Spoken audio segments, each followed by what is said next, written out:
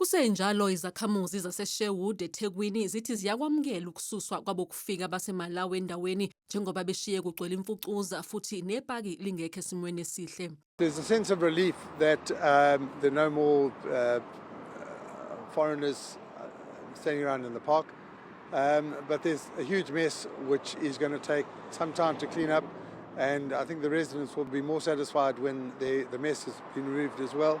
As we stand here, there's a strong stench of urine, and the summer rains can't come fast enough.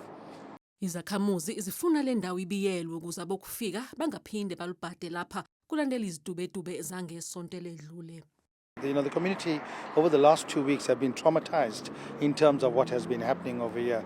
People have been besieged as a community and they were very fearful, especially when the marches took place on that Sunday and that incident that occurred during the weekdays where police were involved in a confrontation with the Malawians. Zinxusa uhulumeni ukubujuka amaphoyisa endaweni njengoba ususondela umnqamlajuqu womhla zingama-30 obekwe izinhlangano zomphakathi ukuba abakuleli ngokungemthetho babuyele kwela kubo.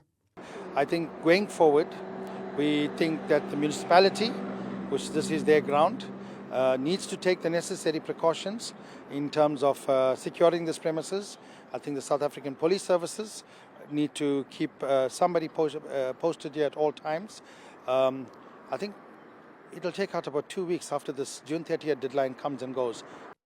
Laba bokufika badabuka eMalawi bayiswe kwenye indawo ethe ukuba nkudlwana ezokwazi ukubagcina baze babuyiselwe ezweni labo.